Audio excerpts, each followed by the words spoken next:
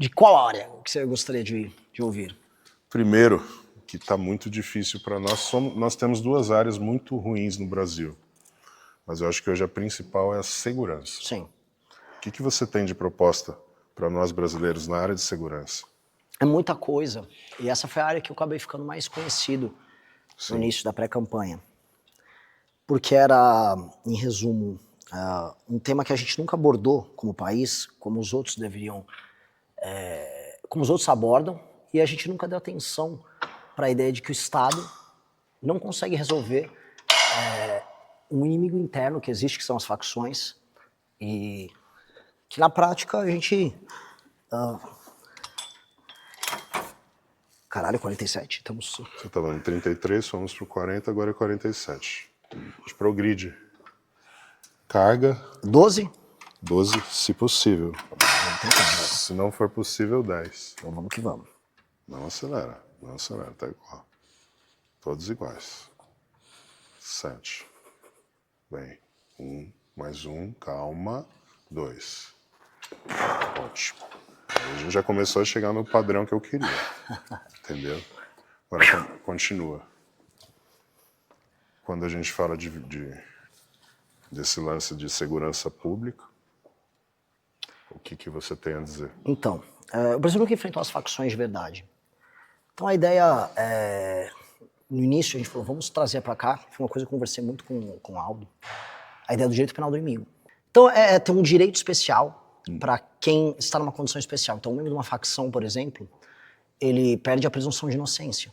Que é assim, se você aborda alguém na rua, ou a pessoa tem um processo normal, por exemplo, a pessoa bateu um carro, está sendo, sei lá... Bebeu. Tem uma investigação, ela tem a presunção de inocência. Sim. Se uma pessoa, ao longo de uma investigação, é descoberta que ela é membro da facção, quando ela é abordada, ela crime inafiançável, ela não tem progressão de pena, o Estado é muito mais veloz na hora de pegar ela, ela não dispõe de certas prerrogativas básicas que um bandido comum, que não é membro de uma facção, tem. Isso permite que o Estado seja muito mais eficaz na destruição da facção criminosa. E hoje isso não acontece. Hoje um membro de uma facção, por exemplo, é pego e é como se ele fosse um preso comum, ou um membro... ou uma pessoa comum que cometeu um delito, um crime. Então a separação que a gente faz, através da lógica do direito penal do inimigo, ela permite uma velocidade e uma eficácia do Estado similar ao que certos estados têm quando vão combater organizações terroristas. Por exemplo, os Estados Unidos, quando detecta que alguém é da Al-Qaeda, sabe? Sim, claro. E essa é a primeira coisa. A segunda é o entendimento de que mesmo com isso, não é o suficiente. E por que não é o suficiente? Porque as facções, elas já tomaram... Vou botar aqui em percentual, vamos botar...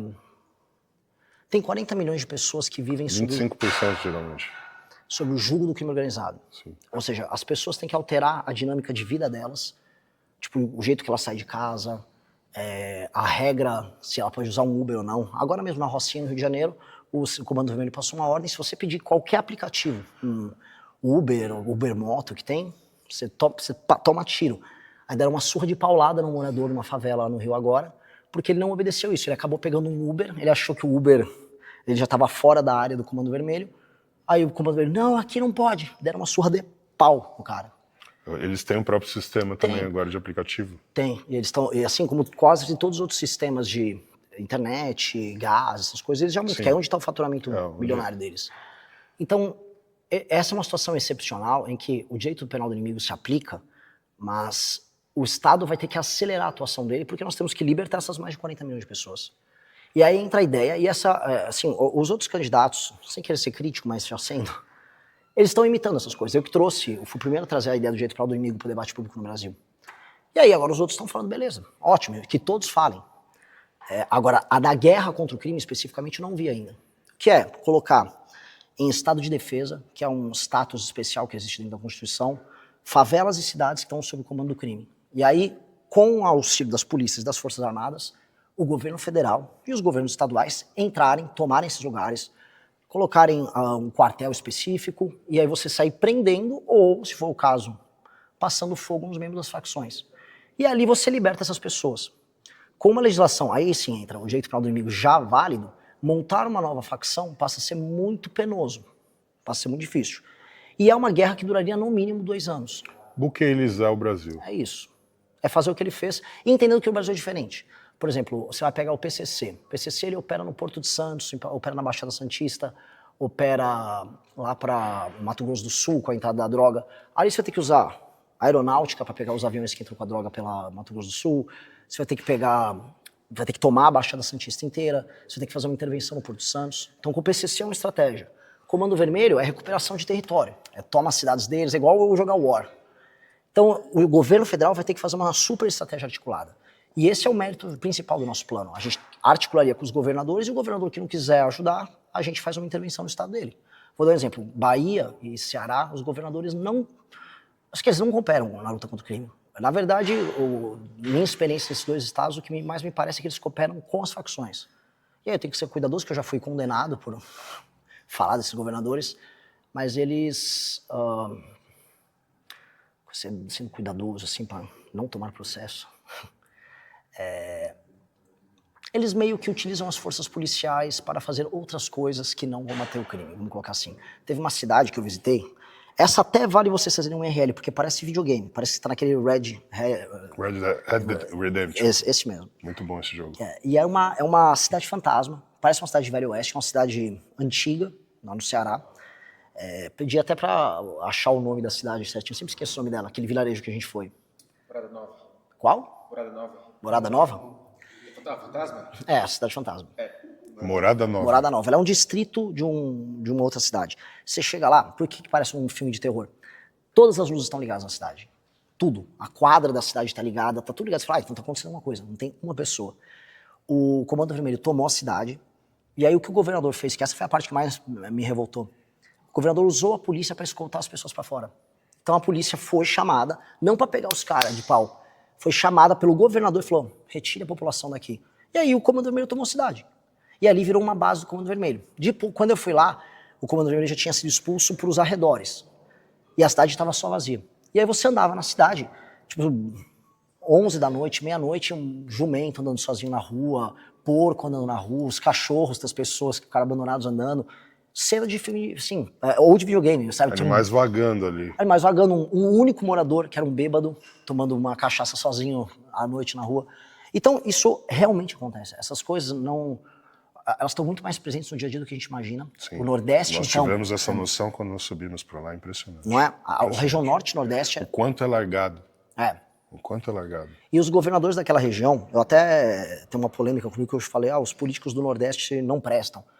Os governadores da região realmente não fazem nada para evitar. Absolutamente nada. O Comando Vermelho toma uma cidade inteira e o governador tá nem ligando. Então, nesses lugares, se o governador não quiser, a gente vai fazer. Então, essa é uma dinâmica de combate ao crime organizado que vai ter um resultado em todo o resto.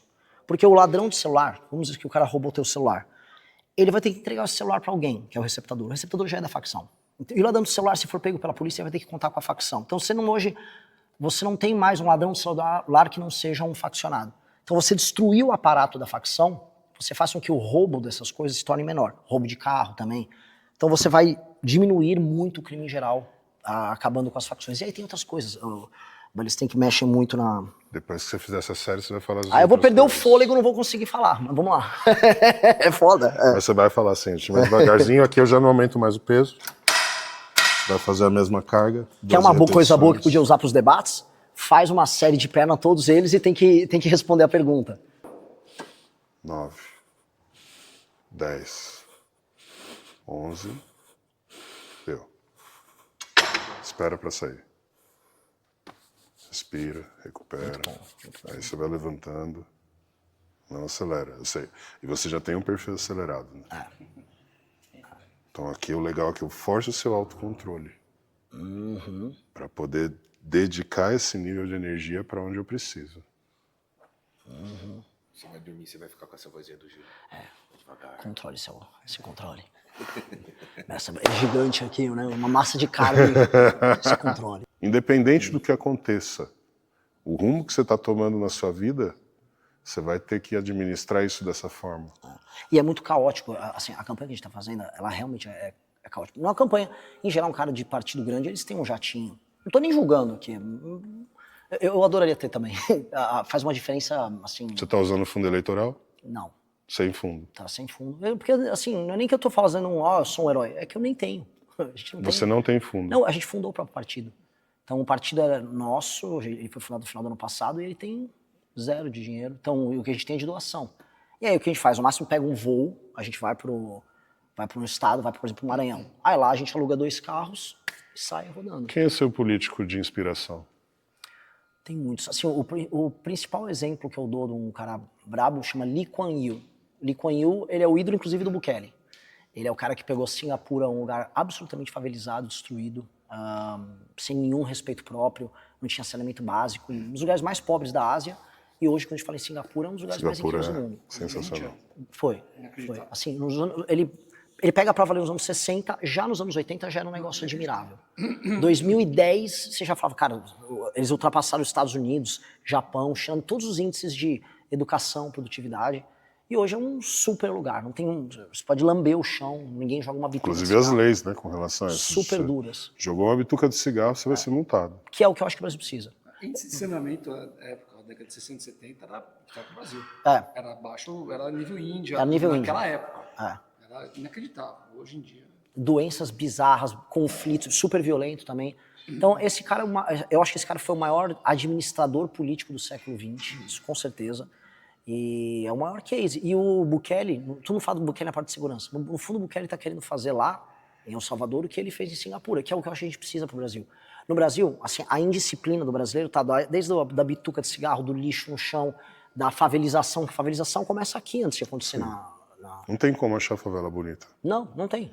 Mas existe uma romantização em cima da favela. Demais. Esse é um dos temas centrais nossos, como desfavelizar E o Brasil. não é um ódio à favela, é simplesmente aquela questão, não gostaríamos que tivesse favela, nós gostaríamos que todo mundo tivesse uma infraestrutura mínima ali para estar vivendo. Então não é nada contra a favela, mas em si um sistema que coloca as pessoas na favela. E o único partido que tem um projeto objetivo, um orçamento, tudo para acabar com as favelas no Brasil.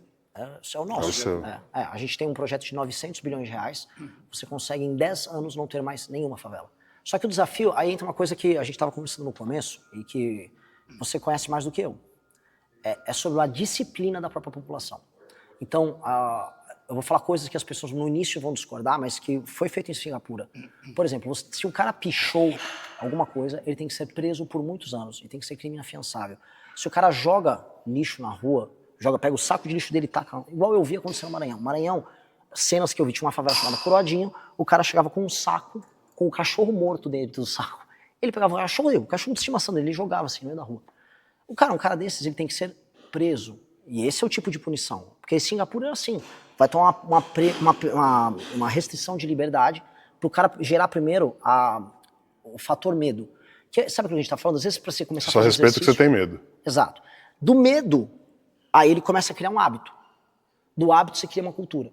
E isso é uma geração de disciplina. E eu acho que para a gente desfavelizar, eu tô falando de desfavelização mental do brasileiro, a gente vai precisar fazer isso. E a gente vai precisar de muito apoio, porque toda a lógica brasileira é uma lógica sobre relaxo, sobre esculhambação. E a gente tem que quebrar isso. Eu sou a favor de pena de morte. O problema é que tem que alterar a Constituição. E não é só alterar, porque dá para alterar a Constituição hoje, ela é cláusula pétrea, tem que fazer uma outra Constituição. Então, só que dá para você colocar penas que se tornam na prática uma prisão perpétua, sem necessariamente ser prisão perpétua. Maioridade penal. Eu sou a favor que não tenha maioridade penal. Seria o seguinte, crimes comuns, beleza, até 14 anos, a pessoa cometeu o crime comum, a partir de 14 ela vai presa igual um adulto.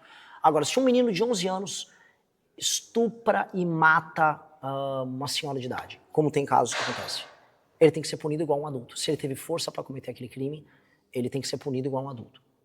E assim, Estados Unidos tem julgamentos especiais para jovens psicopáticos que cometem crimes assim. Crimes hediondos não tem maioridade penal. Porque só jogar para 16, você só diminuiu um pouco o campo do problema. Você diminuiu a janela em 2 anos. Só que ainda haverá o problema. Vamos puxar agora a janela para esses meninos de 14. Que é o que vai acontecer. Mas é óbvio, só vai acontecer a cooptação antes. Então, joga para 14, porque antes disso o menino já começa a ter muita força física, não é a mesma coisa. Não tem nem a cabeça para o cometimento do crime. Agora, há os casos excepcionais. 2. Lembra da respiração. 3. 4.